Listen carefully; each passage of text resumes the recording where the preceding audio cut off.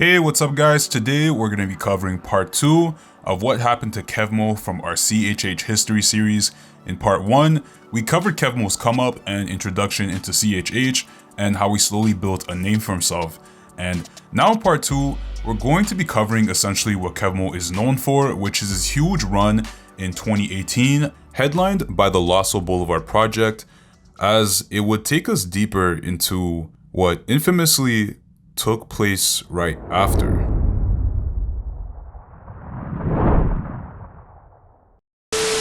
Now, leading up to the project, Kevmo was consistently dropping a string of singles and features which he would continually appear on, and his name would circulate through a series of collaborations that were making a lot of noise in CHH throughout the first half of 2018, including producing Brown Boy with Joey Vantes and What Up RG, co-producing for Swoop's album called Sunshine, and producing Yes I Am with Keyshawn. And Kevmo was creating a lot of momentum for himself, and he would carry this momentum into May, in which he would debut Lonely After 8 and Times Will Change as 2 separate singles. And both of these songs would lead us into his debut EP on June 1st of 2018, Lasso Boulevard, in which Kevmo prefaced in a tweet that my EP consists of sin, sorrow, and struggle. Stuff we all go through. Some of us more serious than others, but we all go through it. This is a story of the past me, the current me, and the me I am aiming to be. It was a great concept which was backed by an 8-song track list, and I love the intro into the EP, brought by the first song on the project called I'm Doing Great. Not doing bad or great, I'm having better days. I used to go and cash a bill, now it's like 15K. It's a song that kind of brings you into this mellow mood, especially in the lyrics when he mentions, I thank God when I look up in the sky, we just living a great life, the summer night, rolling with the top down, we staying fly, pop bottle for a great life, yeah. Hey, I thank God when I look up in the sky. I think this song overall just brings the listener into this place/setting of the album, which is taking place in the summertime, and moreover how he enjoys life while working through his problems. Now, track 2, titled When I Float, gives more of a kick into the project as you finish out listening to I'm Doing Great, which is more of a slower paced song, but now it kicks it up into a bit of a more energetic song. I'm just trying to ball, so I do it on my own. I can't really stand them, ghosting on you fools, I feel like I'm Danny Phantom. Pulled up on you girl, she like damn you kinda handsome. She said this a hit, I said only make the anthems. And When I Float, I guess just lets the listener vibe into something that's just, a little bit more energetic and I guess you could say turned up on the track. And overall, it's a really great song.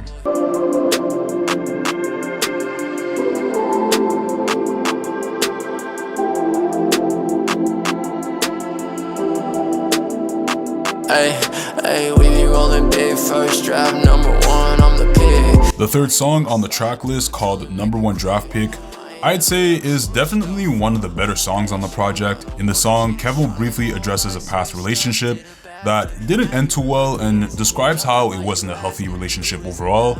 And a quick note with this song too is that I really enjoyed the slowdown that was put at the end of the song. It's a brief switch up that makes the song really stand out, I'd say.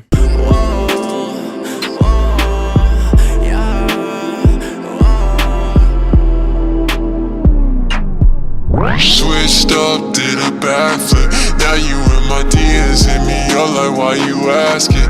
We was in the high school classes, you ain't even know I had a name. Now you hit me for the backstage passes, yeah.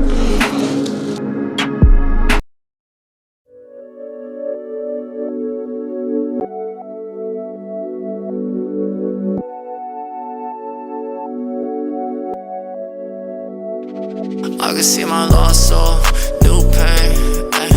I've been on a long dark road where I stay, ay. Hit 'em with the Now, the fourth song on the project, called Lasso Boulevard, now this personally is my favorite song out of the entire project. It's a very well-rounded song in which I think he just takes different bits and perspectives from each song throughout the entire project, and I'd say he stuffs it and, or not really stuff, but just he pours everything out and, his honest vulnerabilities with what he goes through spiritually. and just the struggles that he's faced, in his past and that he faces onward. And so essentially the song by title and lyrical content is directly reflecting the thesis and message for the entire project. It's a song that talks about dealing with the evil that we face or have done in our own past, and just brings everything back to putting your hope in God and putting your old self behind. I think this is especially highlighted by his lyrics toward the end, saying, "Wrong turn got me on the back road. Your love got me looking back though.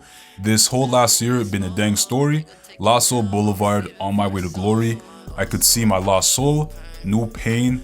I've been on a long, dark road where I stay."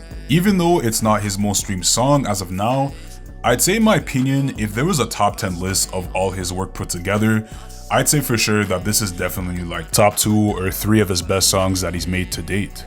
Stone cold vibe, yeah, cruising 45, 95 mile high, hit the sunset dry, yeah, hey, yeah. Alright, now the 5th song on the project, titled Sunset Drive, slowly turns everything down, as the song in word and context as well just reflects enjoying a sunset drive, and in the song, Kevmo briefly just talks about driving with good intentions beside him, and how he's not driving back to his broken self, and how he's just putting everything else behind him. Now, the remaining songs on the project are all songs that he has put out previously, but his last song, Times Will Change, which he used to introduce the EP, is a great song that really fits well into the outro, as he talks about moving forward despite what goes on in life, and how good or bad, he knows that he can praise God as the times will change.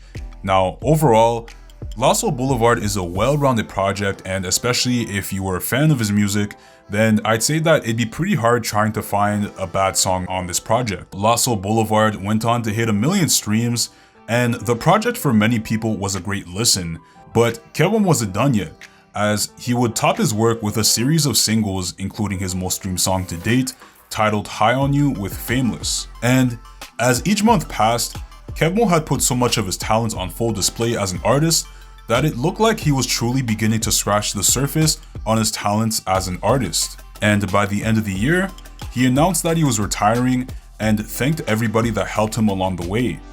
And with that being said, guys, that concludes... Wait, hold on. This man did not just retire after all that work he did. His growth, accomplishments, and future? I mean, why would anyone just stop there? I mean, maybe I'm missing something here. Maybe he was satisfied with his music. Or maybe he just said that so he could take a quick hiatus from his music. Or wait, hold on. Maybe we're missing something very critical.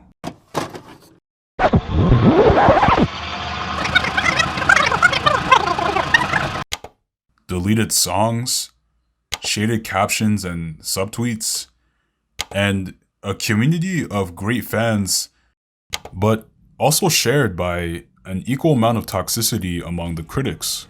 In the next and final part of this series, we'll tap into some key information and strong indicators as to what may likely have led Kevmo to leave CHH and his career path as an artist altogether.